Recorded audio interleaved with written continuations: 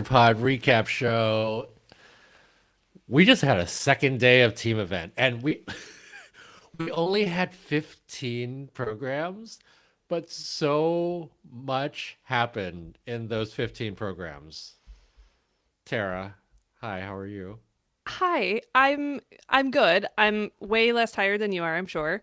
But I'm so glad that I was able to jump on and chat with you about this because like there's so many things happen, so many amazing performances and moments on Olympic ice, and then there's the whole like team competition where everyone landed part of it. So what an amazing day of not that many skates, as you said, but Yeah, like I know. it almost allowed me to take it all in a different way and just appreciate every single one of them. It literally was just 15 skates. Hi, everyone. For those of you joining and you are surprised that I have a guest, and also she's not a guest, Tara Nichols is our producer and my former co-host on Ice Talk back in the day. And so a bit of reuniting going on, and I'm glad you get to come in, especially given that I am left to my own devices without Michelle being able to do any of these with me here, given her role at NBC. So thank you for joining, and I'm so glad to have someone to spar with, especially after today. Oh, yeah. Of course. All right, should we let's talk. Let's rewind. And I still I'm literally just like I have my hair is all not great and I still have my pins on me, which I'm very excited about. So I'm just like gonna wear this. It's very heavy. So so let's rewind to the men's short program. We came in today knowing that the U.S. had a 2 point lead over Japan coming into today. We also knew that it was very close for then the next few spots. I mean, Italy was only behind Japan by 1 point coming into today.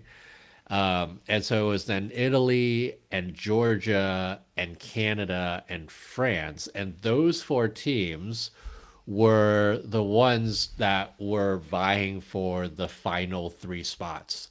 We knew coming in that the US and Japan had a huge advantage over everybody else for the men's short program, right?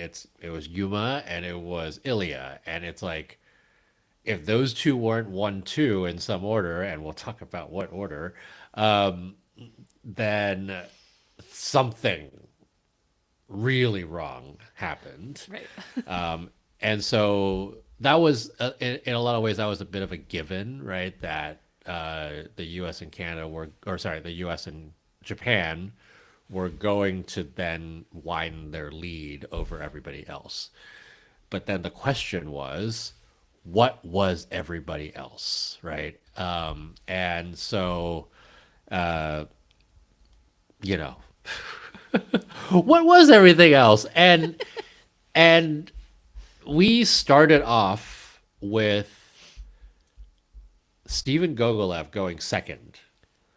And Tara, I don't know if you all saw this on the at home on the live stream, but Stephen had a very nervy warm up.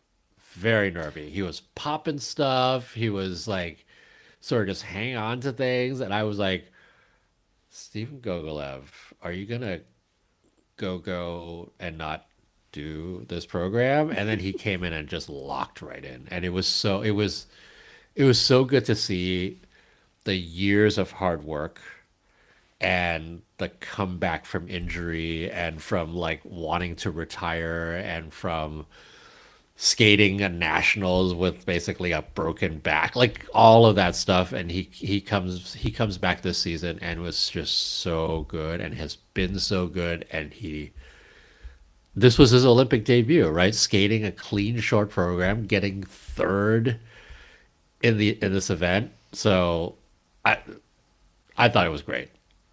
It was great. We didn't see the warm up. It was referenced. I believe Johnny mentioned it after the fact that, you know, he had a pretty shaky warm up. So to come out and do that with the pressure on, right? Because Canada was very much in the mix of, do they make the free skate or do they not? And his performance was crucial in that. So to come out and skate that way, to have that Olympic moment, but also to kind of not that there was something to prove, right? But to have the season that he had, to kind of put himself in the mix of this conversation and to then continue that progress and do that on Olympic ice was just magical. And with so much pressure that he could have been feeling, and I'm sure he was feeling, he didn't skate like he was tense and he was tight and there was pressure and that like he had a bad warm up. He just kind of did what he's done and took it to another level. And, you know, the scores came in and I think I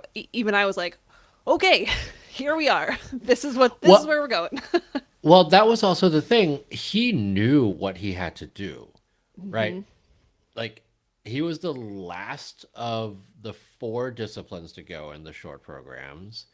We already knew what the scores were for everybody else. And so him going second, he was like, there's nothing he could do other than, oh my God, this TV is going a little nuts. Let me just turn this off so I don't get I wanted the extra light, but it's now flashing like crazy. Okay. He knew that he couldn't really afford to not skate cleanly because he didn't know what all the rest of the skaters were going to do, right? And the thing that I was looking at was this roster of men in this short program. There was a lot of closeness to what they could potentially score, right? A Boyang Jin, like, you know, Gogalev goes out and gets a 93, right?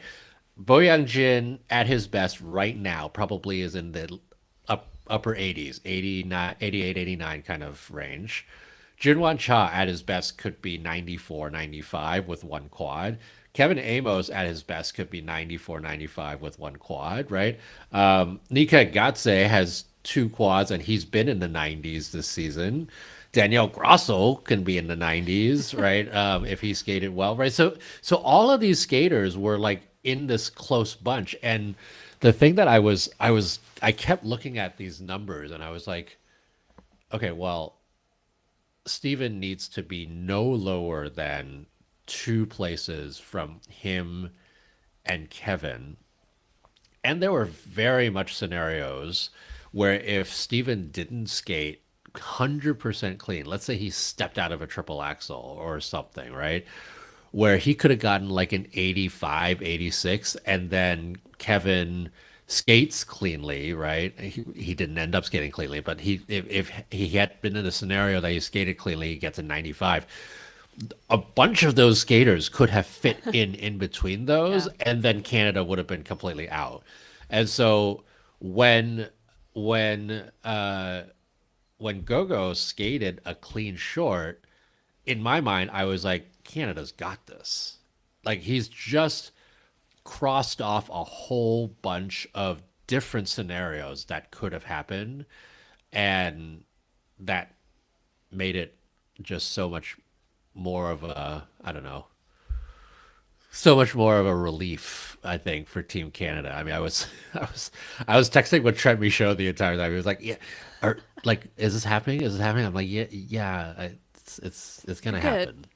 Yeah, it's gonna happen. I will say though, through the first 2 jumping passes in Kevin Amos's program, I was like, okay, we might have. Now, to your point, he would have had to finish 2 spots above where Gogalev did, but it just felt like hit after hit after hit for the most part. These men were good. These men were good. It was great. It was really great to see. We didn't have much menning going on today, and like, you know, somebody will say like Ilia men, but like he didn't. He made 2 minor errors that really added up to a lot. But yeah, I mean, Kevin, I I don't know how you saw it at home, but in the arena, the quad toe was very tight, and Hmm. it reminded me of the quad toe that he did at Europeans, where it was kind of like that, except he under rotated, and then he just like had that meltdown, and I was like, oh no, are we having this like same scenario? And then he went and did the triple S triple toe, and he fought for that triple S triple toe, and so from then on, I was like, okay, we're good. Like, and the triple axel is one of the best triple axels I've ever seen him do. So, Yeah. uh, you know, Kevin did himself well. He had he skated cleaner, it would have been very different. Yeah. Not very different. It would have been different. But he would not. The best he could have done, right, even had he been clean, was to overtake Gogalev, and basically that would have given France one extra point, and that they needed two extra points.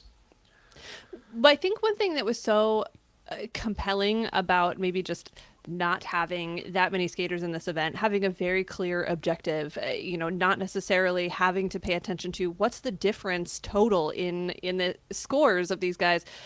It really did allow for everyone to know what their job was and to go to take the ice, whether it was Gogalev skating second or Kevin skating later on, or even to the top two guys after the short. Everyone knew exactly what they needed to do, Yeah, which was an interesting dynamic in the sense of, I don't know, it felt like it's not that the pressure was, I guess, more versus less, but it was different because it yeah, was so much more focused on I need to finish above this person instead of I'm trying to hit this total score, which just felt different. But one after the other, they came out and for the most part, yeah, there were the misses here and there, but for the most part, it was like, man, this is what you hope for yeah. in Olympic competition. Yeah, it wasn't there. It wasn't a messy event, and Yeah. it was good to see. It was great. I like the. I keep saying every time I watch a team event at the Olympics, I love it. You know, the camaraderie is so good, and like on the left side or the right side of my head, right, was all the skaters, and I just heard the cheering like you wouldn't believe. And it was so fun. It was just and the skaters also they talk about this as like the pressure may be a little bit less for Mm. them because they feel like they're surrounded by people, right? Yeah. By their friends, by their teammates.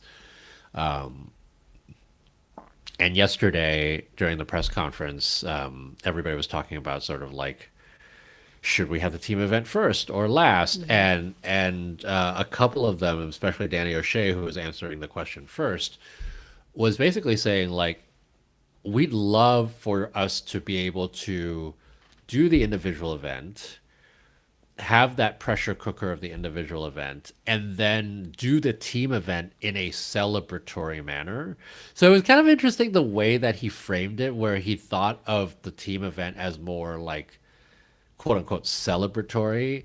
I think a lot because there is all of this like team energy that happens, and also a lot of skaters are used to World Team Trophy, where it is like you're at the At the end of end the of the year, season, it's the and yeah. it's like the last thing that you do, and the pressure is off in some ways, but right, but like there's still an Olympic medal to be had potentially. So yeah, you know, I I found that interesting in light of because we've had this conversation for years now, right? Since the introduction of this team event, where does it best fit in? What does it change as far as individual strategy for athletes who are especially contenders in the individual events? And it was interesting to hear that perspective to say, hey, maybe we could, be more present in this event if we weren't also having to sort of navigate the timelines and the preparation for the individual event. right? And I'm certainly not an athlete who would ever have to be in that position. But from an observer perspective, there's something that's almost, I don't know necessarily how to articulate it, but it's almost like it's this softer landing into the Olympic competition to start with the team event, where you have kind of the support that you mentioned. I heard Alyssa Liu on the broadcast today talking about how great it was to feel the support literally at the boards while you're skating your competitive program. And I think there's some version of that, there's no way to know really if it improves performances in the individual event or if it makes it more complicated. We've talked a lot, you've talked a lot. There's been a lot of conversation about Maddie and Evan doing 4 performances over the course of their Olympic experience, right? There's some strain there and some additional strategy that has to happen, but it gives this sort of feel-good introduction to Olympic ice that I don't know, as an observer, it's really fun to watch because you see the camaraderie and the support. And it's almost like once you get that first performance out in that environment that's already a little bit more supportive, everyone can exhale a little bit and then refocus and do what they came to do and win the other individual medals and all the things. But there's something about it that is so compelling and kind of breaks the surface tension a little bit of the overall event. And yet we have seen this, and I'm sure we'll talk about this in events particularly like ice dance, it can really set the stage for what's to come too. So it's not a totally separate entity from the rest of the figure skating competition at the Olympics, but it's such a fascinating dynamic to watch. And I think for fans, particularly every 4-year fans who only watch figure skating when it's in the Olympics, it's a really cool environment to bring them into and to bring those athletes onto the Olympic stage. Yeah. I do think that probably from home, there's something about this event too that is you're almost getting a sample grab bag of figure skating because you have one day where you watch 3 different disciplines within a matter of a couple of hours, and then another day where you do 2, and then another day where you do 3, and it's fast. There's no ice cut in between warm-up groups, right? There is for pairs, I guess, but it's quick. It's Grand Prix final-esque in some ways. It's Grand Prix, right? In the number of skaters that there are generally, but it's a lot quicker than the individual events where it's like, oh, we have 29 skaters that we have to get through, and like here you're getting a lot of the cream of the crop here. The dance, literally the top 5 dance teams did the rhythm dance in the world, right? And also, so there's like a lot. It's also so great for the storytelling aspect of the Olympics, right? Because you, coming from the media background, right, you get such a limited window to tell the stories of these athletes. And so when you get another week or so of competition to give them the limelight, can that add to the pressure? And we can talk about that with Ilia today. The conversation being he's completely unbeatable, and then all of a sudden you have him finishing the way he did today. Well, that changes the perception publicly of the storyline for people who don't really know more than what they've been told. However, it does give you more opportunities to put their faces out in front of an international audience, and particularly the national audience, which could be great for their opportunities outside of Olympic competition after the games. So the storytelling part just gets expanded a little bit more. You can hear their names a little bit more, and what Olympic athlete doesn't want to become a household name after the games, right? I mean, totally. You mentioned Ilia. Let's go there, because we talked about Stephen Gogolev and then the bunches of skaters that went after that. Jinwon-cha, by the way, that short program I love so much. it was too bad that he popped the axle, but like it that program Everything else. Oh, is it's delicious. It's just yeah, it really so is. wonderfully detailed, and it's one of my favorite programs of his. And the fact that he brought back Loco for the free skate means that two of my favorite programs of his are actually happening. So he was great. I mean, the components were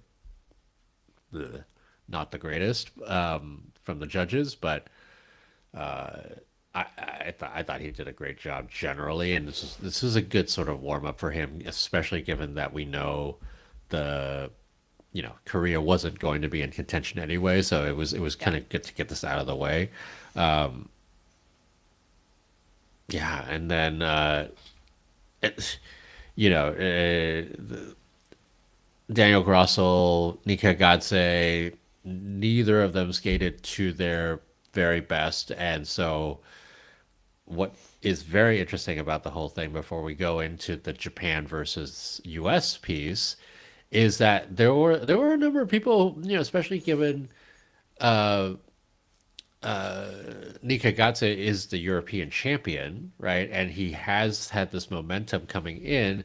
A lot of people were thinking, okay, Georgia has a great shot at the podium.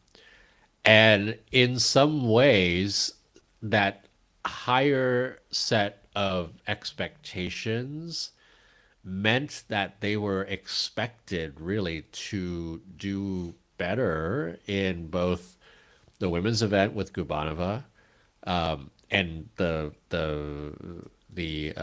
men's event with Nika Gatse, and Nika ended up getting sixth here, which was probably two spots lower than what we were expecting of him.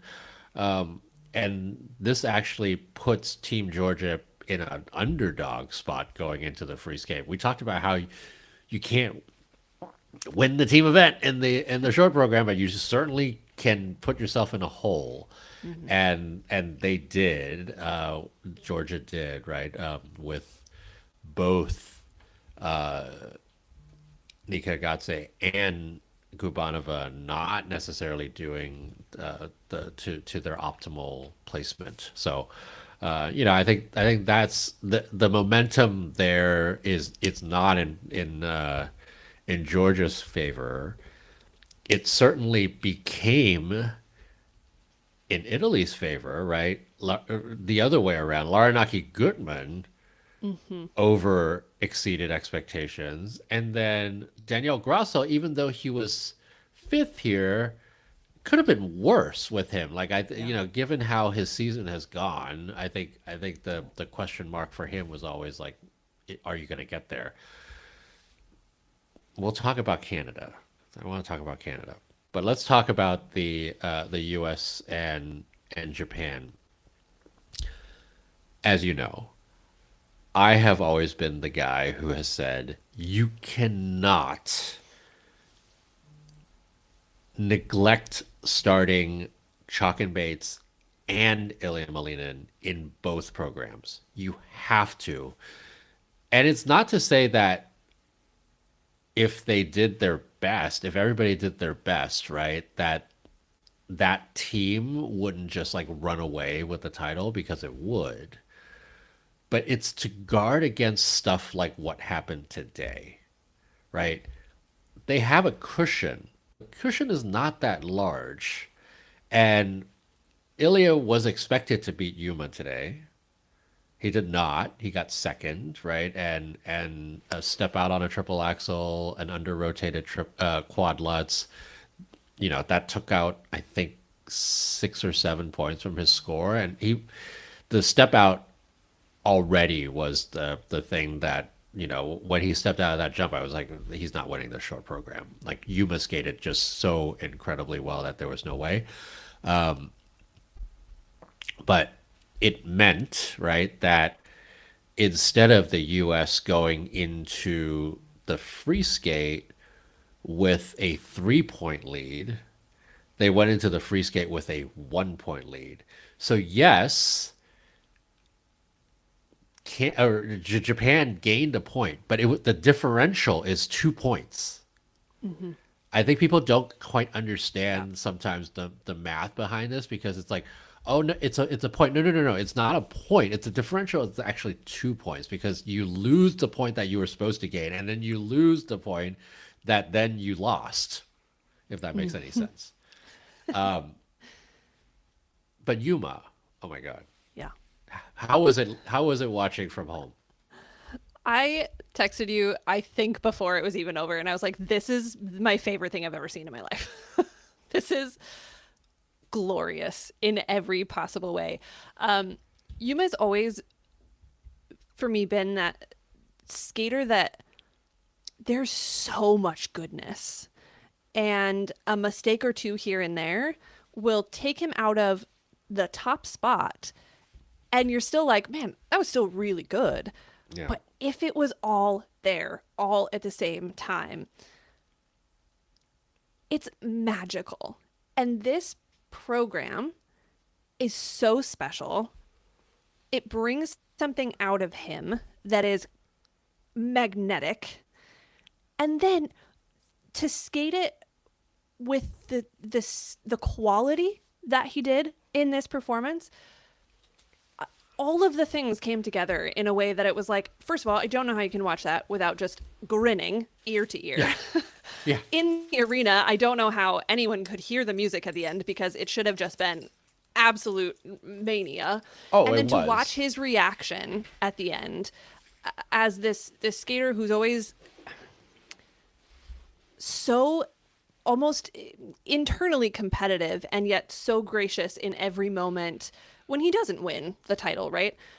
But you know it's there. You know that fire is there, and to put it all together in that moment in that way, one of my favorite short programs performances of all time. Just instantly Wow. favorite. So good. Wow.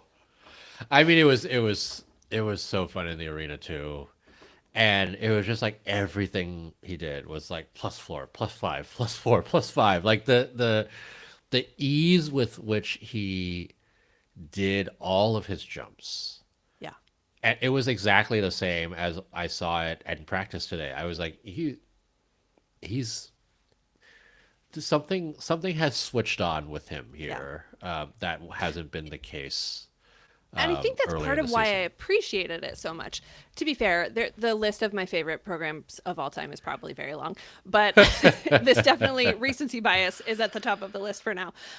But just everything about it and the way that it read on camera, I don't know how that would compare. Obviously, I've been in arenas where that kind of performance has skated, but to be able to see the facial expression so clearly throughout the entirety of the skate. You just said something switched for him, and you could see it from the second he stepped on the ice. And that first jump, it was just like, oh, Yeah. okay, buckle Yeah. up because this is going to be something really special. And I think it's that quiet competitiveness that showed up in the way that he's prepared for the season, that showed up in the way that he has taken on these competitions and the challenges of putting together programs that are the best possible material he can bring to the table. And knowing that this is a chance to go head to head with the far and away gold medal favorite and not only put your team in great position to win a team gold medal, but also leave a mark in people's minds that, hey, I can I can score this kind of number two, and I can put Yeah. the pressure on Ilia. He's not here to just show up and take home gold. Absolutely. You could see all of that in every step of that program, and yet it was just the most joyful, charismatic. I don't know. It just And it was yet, everything. and yet, it's not the better of the two programs. Right. Like It's his free skate is a magnificent piece of work, and I can't wait to see it. We won't see it until later on in the week, right? Because Shunsato is doing the free skate, but it is amazing, and listeners and viewers, I do have an interview with Christopher Tin that I did 2 days ago in the lobby of a hotel because I was trying to figure out how I was going to get this thing done while I was late from the rink from practice or something, and also the trains were delayed. Like it was like a comedy of errors trying to get back to like find something. Anyway, I've got a great interview with Christopher Tin that will get out to the podcast with the men's preview that is coming up. Anyway, so there's that. Ilya was interesting to me. It was he didn't skate poorly. Nor did he. I don't think he even skated mediocrely. I thought he did a pretty good job. It was the axle was off, and I think that maybe set off something with him. And like in real time, you really could see that quad Lutz be under, and so I was not surprised when it was called. But it was one of those.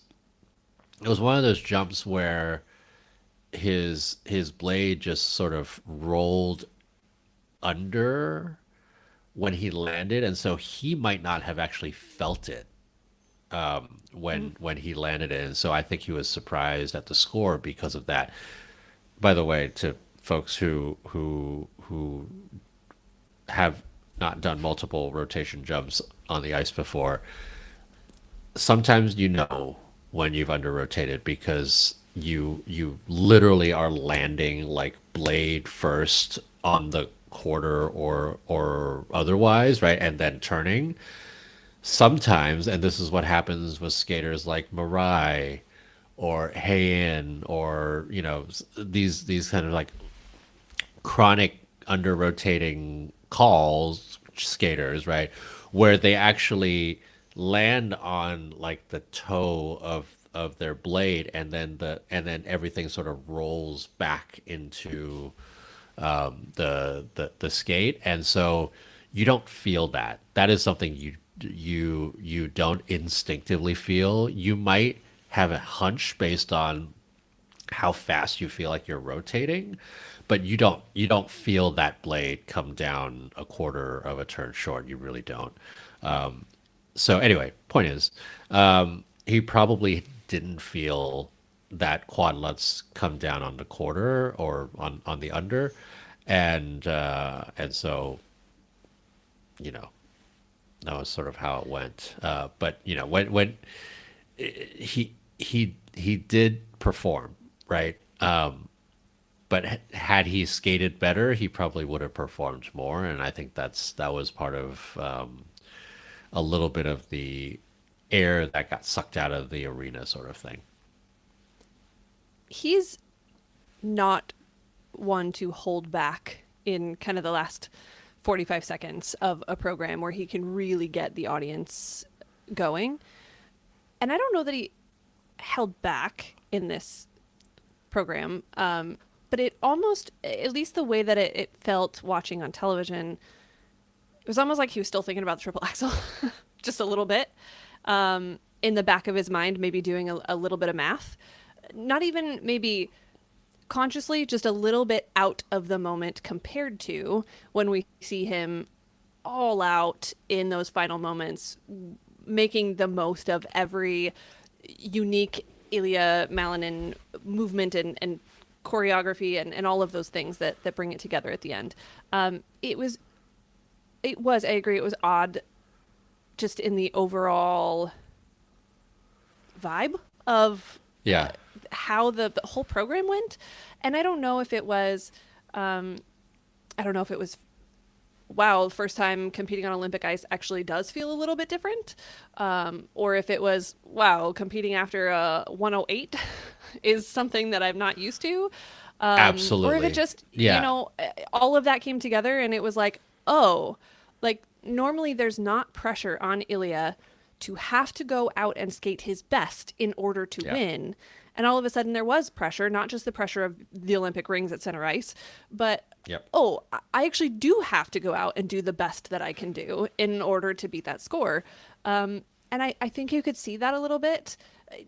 You're right, not in a way that was catastrophic, but Right. just enough that we haven't seen that from him very often, where it's almost like you can see him thinking about what he needs to do rather than just going out and doing what he does. I mean, 108 is, he of all people knows all the scores that he's Yeah. gotten over the season, right? And he knows that the best score that he's gotten internationally was a 108. So, this isn't U.S. Nationals where you're going to get a 113 all of a sudden. Right. It's he skated that program cleanly, and he was probably looking at like a 110, 111. And once he stepped out of the triple axel, that cost him a good 3 or 4 points already, which is why I was saying, like, right there was where he lost the short program. So, I do think the big score threw him a little bit, right? He has not had to deal with this kind of competition for a bit.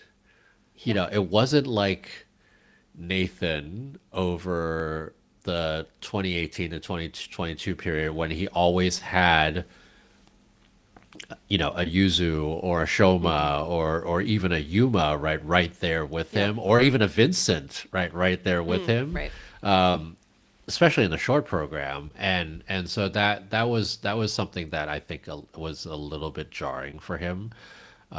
Who knows? What was interesting was he's getting a little bit of flack for what he said in the mixed zone after, which was he said basically something to the effect of, I skated to 50% of my potential. And I think a lot of people took that and was like, you didn't care? You only gave it 50%? Like, that wasn't his intent, right? His intent was that, look, he has 4 programs that he needs to do in a matter of 5 days, 6 days, competitively, and he needs to make sure he paces himself. And so, like, he can't give it his 100% all. Like, it's 50% to his potential maybe was a little bit of an exaggeration, but I do think people took that and sort of ran with it and was like, that's not what we know. That's not what he meant. So, And it's also, I mean, we've seen in this Olympics, we've seen in past competitions, Ilia's doing more difficult and more risky things than anyone else in the world. To do that an additional 2 times Yeah. has to factor into his strategy, not only for his individual events, right? But even to make sure that he's doing what he can to participate in the team total as best as he can, but not. I was listening to the Run Through podcast, and they were talking about, well, what if he were to do a quad axel in the short and do it in combination? There's so much risk involved in that. And Yeah. would he do that in the team event? And why would he? Because it doesn't make a lot of sense to take that kind of risk. So if you're looking at Ilia's 100% is doing that combo in the short, he's not. There's no reason strategically to take that risk in the short in the team event, yeah. unless you're just like, I'm just going to do it because I can, which is Yeah. probably not the wisest choice. So there are so many ways to peel that back and to try to understand what he actually meant. I don't think on any planet Ilia was trying to say, well, I showed up, that's what mattered. And that's sort of the way people are taking it. And Right. this is not someone who's going to just be content with showing up. Like, he wanted to Totally. win that short program, Totally. Yeah. even if he wasn't going to go out and do the hardest jump content that he can possibly do, Yeah. because it wasn't the time or the place for that. I mean, we're also then talking about, like, Olympic debut people here, right? Right. who is not making their debut? Yuma Kagiyama, the reigning Olympic silver medalist. He's got a little bit of experience here. Yeah. And I think that a little bit of that shown through here today. And For sure. look, the free skate is going to be very interesting because, so we'll talk about the free dance, but tomorrow we're going to start with pairs, then we're going to go to women, and then we're going to go to the men. And Shun Sato ends the entire team event knowing what Ilia had done and also knowing what he needed to do. There is a scenario where by the time, or there are scenarios where by the time Shun Sato skates, Japan doesn't have a shot at the gold medal anymore. But there's also a chance, and a very feasible chance, that Shun Sato goes and skates for the title. I mean, imagine that being the very first skate that you do on Olympic ice. It's not even the short program. It is like, it's pretty amazing. I mean, so I do think it's probably better for Ilia coming off of this short program to skate before Shinsato in the free skate, because if the 108 rattled him a little bit while he was skating around before his performance, at least in this case, look, Grand Prix final, maybe this is part 2 where he goes out and then does something amazing and we're all like, oh, yeah, right. That's why. Right. That's why you're the Sorry. runaway favorite for Olympic gold. Sorry, Ilia, we forgot.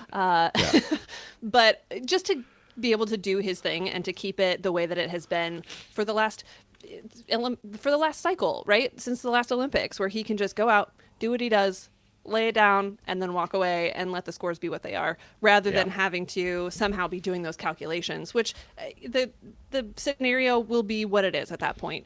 But to just be able to kind of wipe the slate clean, go out and do what he does, and then all up to Shun Sato to close the show. Right, exactly. So we had the men's short, which we talked about for a very long time. The free dance happened about an hour after the men's short finished, and part of this was like, oh right, they have to actually like choose the people to get into the free dance, and unlike what I think some people thought, the entries were not due until 10 minutes after the men's short program ended.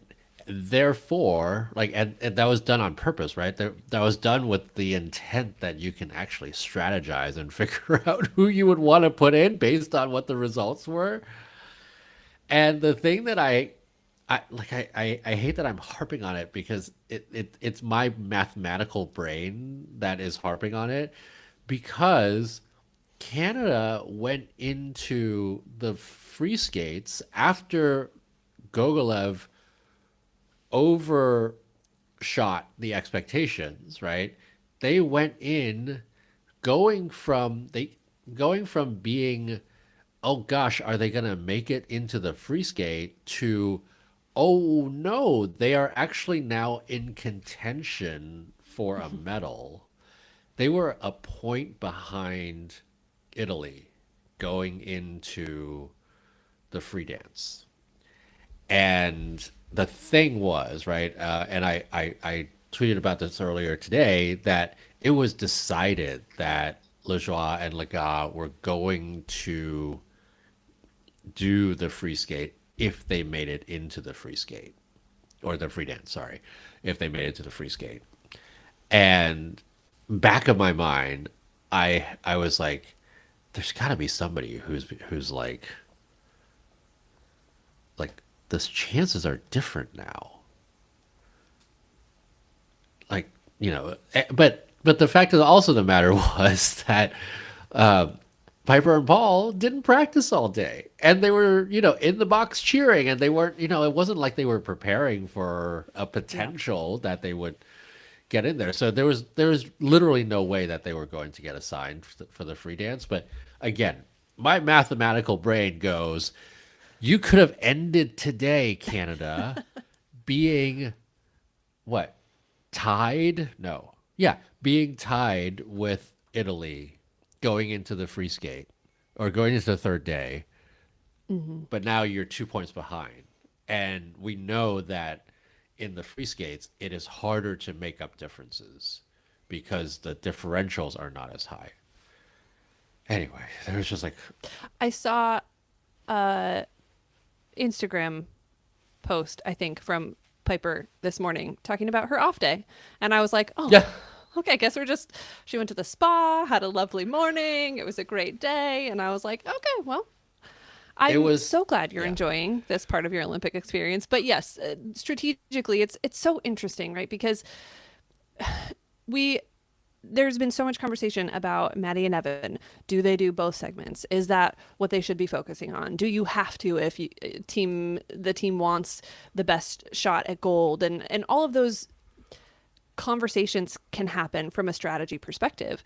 yeah, But the athletes are also involved in their own careers, right? And so it'd be so interesting to be part of, or not be part of, but just to hear kind of the reasoning behind some of those choices, especially when, yeah, Canada was still very much in the mix. And the free dance from Lajoie and Lagha was beautiful. The crowd reaction, even on television, I was like, man, they really had a moment. But from a scoring perspective, not going to do the same thing as one of the top teams in the world.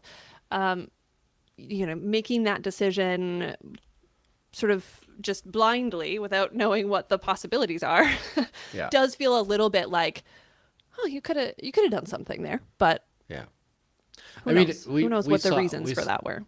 we saw this also. I mean, Team Canada has been very much known to be like, this is our team and we're sticking to Yeah, it. true. That happened in 2018 when they came in and they were like, "Yep, we're gonna do we're gonna do Virtue Moyer for both. We're gonna do Hamill Radford for both. We're gonna do Patrick Chan for both, and we're gonna split the women. Like, and that's what we're gonna do." And so, Yeah. it wasn't a surprise to me that they didn't. Again, because Piper and Paul were not actually ready to compete today. But again, the math in my brain just was not adding up because they're like, oh, Canada, you actually now have a shot, right? And you work out that scenario, and if they were to be tied with Italy going into the free skate, you would have a scenario where, okay, maybe Conti Machi beats Pereira Michaud by one, so that's 1 point. Maybe Larinaki Gutman beats Maddie Schizas by 1, 2. That's 3 points. And then does a Stephen Gogolev again do this over expectations kind of thing and finishes third with Matteo Rizzo finishing fifth? I don't know, right? Like those things could happen, but you won't know now. Well, actually, you will know because based on what happens tomorrow, you could see literally what would have happened if Piper and Paul had been there. But of course, the scenarios would have been very different. The dynamics would have been very different if they were in contention. But what was interesting to me after the free dance was, well, really after the men's short program was, now Italy is very much in the driver's seat, and what we thought was going to be Georgia and Italy is now it's Italy's bronze medal to lose, and Georgia will need to do a lot, and just this also to say that Italy will need to rely on their skaters continuing to have a very good Olympics. So Which was also great to see all of the home ice performances and reactions today. It's always one of the magical things about the Olympics when those athletes can have not just those performances, but then also get the reaction from their home crowd, and to do it in an event like this. Again, to go back to where we started, the team event not only has that sort of feel good support for the athletes, but also really brings your crowd into it, whether it's the home nation or otherwise. And there's that real team support, we're in this together atmosphere that just feels good. And to see Guignard and Fabbri get that reaction, to see back to the short programs with Larranacky Gutman, and just all of these performances that have led to those home ice moments have been just really special already. And we're only 2 days in, whatever it is. Italy has been performing very well here so far, and that's been really good to see.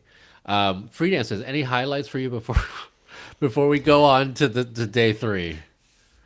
I mean, it's hard not to talk about Maddie and Evan, just in general. A 133, pretty big highlight for them, I think, going into individual competition. I will say this: my biggest takeaway, 2 things with Maddie and Evan right now. I feel like they're skating with more attack and also with more. I don't quite know. I keep trying to figure out what is it that's making it. It's almost a commitment level, which Maddie and Evan are never not committed to the theme, whatever the theme is.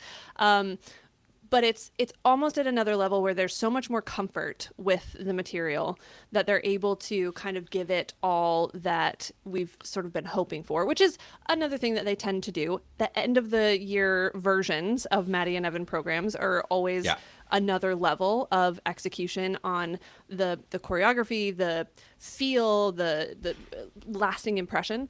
The second thing, though, and probably the biggest thing, is Evan looks like he's having the time of his life in the rhythm dance. And then again today, I don't know if it's just because maybe he feels better than he has at other times in the season. But just looks like he is living his best life every second of both of these programs, which has been really fun.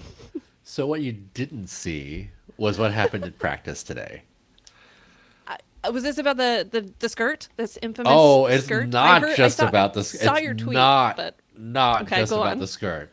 So they did their free dance run through in practice, and right off the bat, Maddie lost her footing on I think doing a Choctaw to go into her back crossovers, and just fell backwards at the beginning of the program.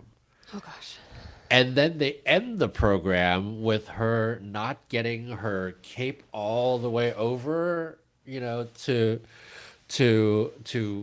whatever. And once she went down for the choreographic slide, Evan's blade just went. And I was like, "Oh no! Is this going to be one of those where they both face plant?" It wasn't, but the skirt ripped, and so that not that it was super drama, but that was the last impression that they had going into this free dance. And I think part of this was also that they were maybe a little bit relieved after a somewhat chaotic free dance run through that they had. But it reads so well in the just performance quality of wow, they are actually 100% in it. They are giving it everything they can give it and still maintaining the technical side of the performance. But it just, I don't know, there's something about Evan's performance that feels a little bigger than it sometimes is, and they've been very fun to watch. And as far as the competition goes, to see them getting those scores at this point has to feel very validating, to know that when they compete at their best, they are still putting up the best scores we've seen all season. These are statement scores, Yeah. and you would think, right, that had it been a Fournier, Beaudry, Cicerone, had all of the top teams been there, and not just Guignard, Fabbri, those scores would have escalated some more, right? Yeah. And even Guignard, Fabri's score probably would have escalated a little bit more. So kind of the nature of the beast with figure skating and how these things work. But I will say, I don't know where the scores are showing for the skaters in the team boxes, but Oh. both times Maddie and Evan couldn't see them, and everyone was screaming and freaking out, and they were just like, "I don't. What is it? What's the score?" This is what happens. They usually you get the audio cue of somebody telling you what your score is, but they're telling you what your score is in Italian. So the audio cue is Italian, and they're like trying to figure out what it is, and then the score doesn't come up right away on the screen. It does come up on the screen, like, so if I were facing you, I'm facing the camera in the kiss and cry, and I'm looking at the screen that's right in front of me, that screen does not show my score right away.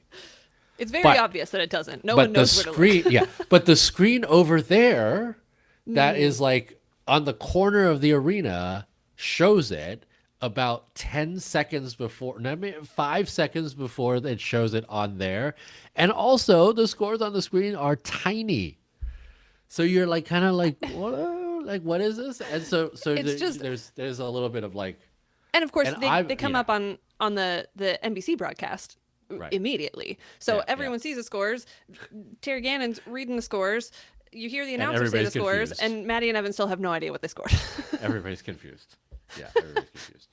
What a day. So, yeah. So that was day 2. Day 3 is coming up, and we know who's going to be in the team events. For pairs, it is exactly the same 5 as we saw in the short program, and there were some people who were like, "How are the skate orders determined?" It is the skate order is determined by the reverse order of the short program standings. So it doesn't matter if you weren't the one who was skating the short program, right? So Alyssa was second in the short program, and so Amber skates second to last. It's based on the team, so that's how it all works. The pairs will be exactly the same, right? And then the women, the only sub for the women is Amber for Alyssa, and then for the men, the only sub will be there are 2 subs: Matteo Rizzo for Daniel Grossel and Shun Sato for Yuma Kagiyama. Now, there are some who would have thought like, oh, maybe Yuma should have skated the free skate, given, that how it all worked out, right? That Ilia probably would be skating in the free skate. But you also have to look at what Shun and Yuma have done all season, which is Shun has beaten Yuma twice in the free skate. Yeah. And as much as we've talked about how maybe Yuma has turned on a different switch, he's not 100% reliable here either. I mean, nobody is, but he's not as reliable as one might think he is. And, Matteo Rizzo, same thing, right? Like, why not Daniel Grossel? But Matteo Rizzo just had a brilliant free skate at Europeans, and he's been on the upward trajectory with free skates this season, whereas Daniel Grosso has been on a downward trajectory in free skates this season. So both of these picks I thought were mathematically and probability wise pretty sound.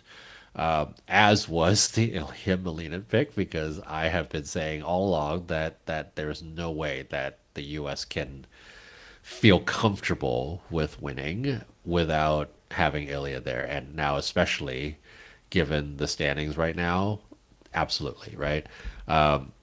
What you're going to see is in the pairs, the likelihood is Miura Kihara wins it, and Cam and O'Shea are fourth or fifth. And if they're fifth, right, you literally just go and take back the entire 4 point advantage that you got as the U.S. from the ice dance event, and so those cancel out, and so now you're back to the 1 point advantage, right? You go to the women's event, and you say, okay, Amber can beat Kaori, Kaori can beat Amber, right? And if Kaori beats Amber, that's your 1 point advantage gone away. Therefore, if those two things happen, you go into the final set of men in a tie between the US and Japan. And therefore, you get the scenario where Ilya skates and then Shun knows exactly what he needs to do. And it could be completely impossible based on how Ilya skates, or it could be possible based on how Ilya skates. So there's a lot, there's really a lot. Yeah. Um, Plenty you of know, plenty of possibility, and Olympic moments can change that one way or the other for someone who has the day of their life. yeah, But I love that there's so many interesting things to watch for gold and silver, and then as you mentioned again, with Italy trying to lock in that medal for themselves at home as well, is going to be really, it's great. I love Olympic competition. yeah, it will be absolutely very interesting. I will just say Amber Glenn has been practicing like, oh my God, how well she has been practicing, and she's both. I would say she's both having fun in practices and being like meeting business. So I have to wonder how Alyssa Liu's mindset and the closeness of that U.S. women's team are, how that is yeah, impacting Amber and then Isabeau, because every chance someone gets to interview Alyssa, her mindset is so uniquely appreciative of the opportunity, right? We know she's competitive, but we also know that she just truly wants to take in the moment, and approaching the Olympics with a mindset of, what is there to be nervous about? This is the greatest thing we could possibly have the chance to do, yeah, is so unusual.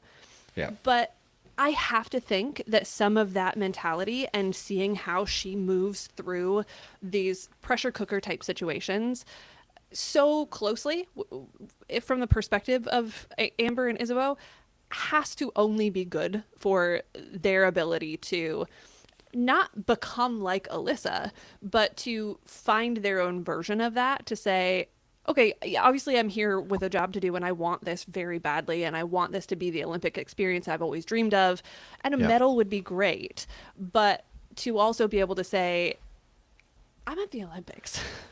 Let me yeah. just appreciate that and enjoy that and be grateful for everything that's coming my way as a result of the work that I've put in.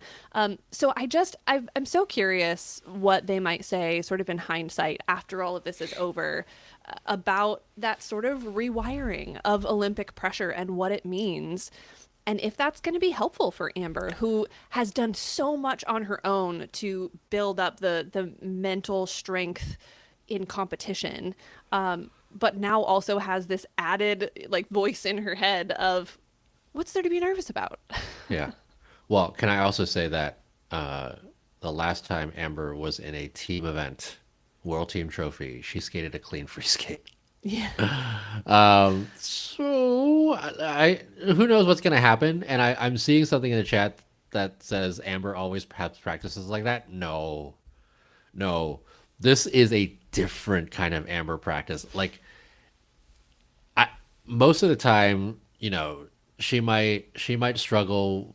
She might have a couple step outs on a triple axel, or she's popping a triple axel here and there, or she has a hand down on a triple lutz, or she steps out of a triple loop, right? Like today was 99% clean. The only thing that I saw that was not clean was her two-footing a triple lutz, of two-footing a fully rotated triple lutz. Like, it was a different level of Amber today, and it was a little scary. In the best way. Yeah, in the best way. It reminded me a little bit of when Nathan was very locked in, and you'd see these practices where he just couldn't miss. And Yeah. I do hope that it really does translate to the competition. And nothing like finding out in your, again, kind of like what we were just talking about with Shinsato, in your Olympic debut with a gold medal on the line.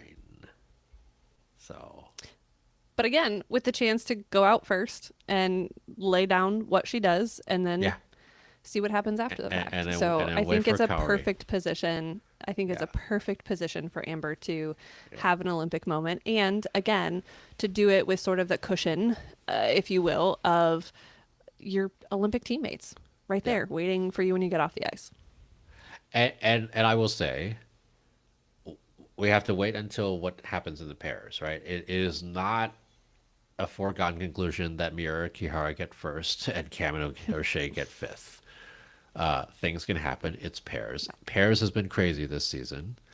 And so, if it actually is a scenario where Miura Kihara gets second and Kamino O'Shea gets fourth, then that becomes like, I know it's like a place, but it is not a place. It is 2 extra points that the U.S. is not losing, and that changes a whole lot with what happens with the last 2.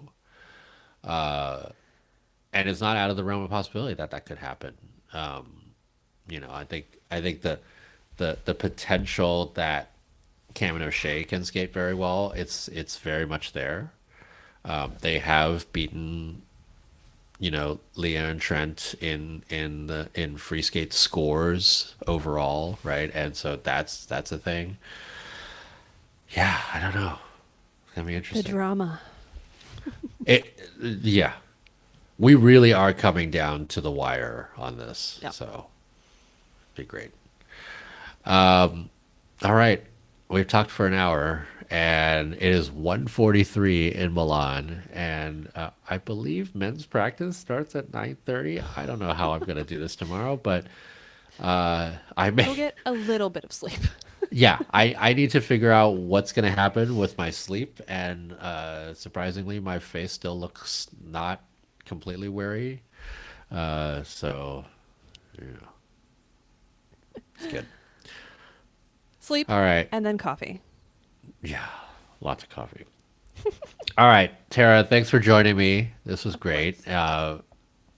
Folks in the YouTube verse, hope you enjoyed this, and the Twitter verse, and all the other verses that are watching this right now. Again, the final day of the team event is tomorrow. We will be back tomorrow to talk about it and what all that happens. And also, I will play you the dance prediction preview that is actually on available on the podcast, but I'll make sure to put it on this as well, so that you live folks can also then hear Michelle and my preview and predictions for the individual ice dance event, which starts very soon. Good Lord. Also, if you haven't already, the predictions are open on the Rocker Skating Live app. live.rockersgate.com, you are ready to go and make your top 5 predictions there. So very excited to see where that goes. All right, Tara, have a good night, and I'm gonna go to sleep like right now. That And sounds like the best plan. and we'll talk to you all again very soon. Bye. Bye.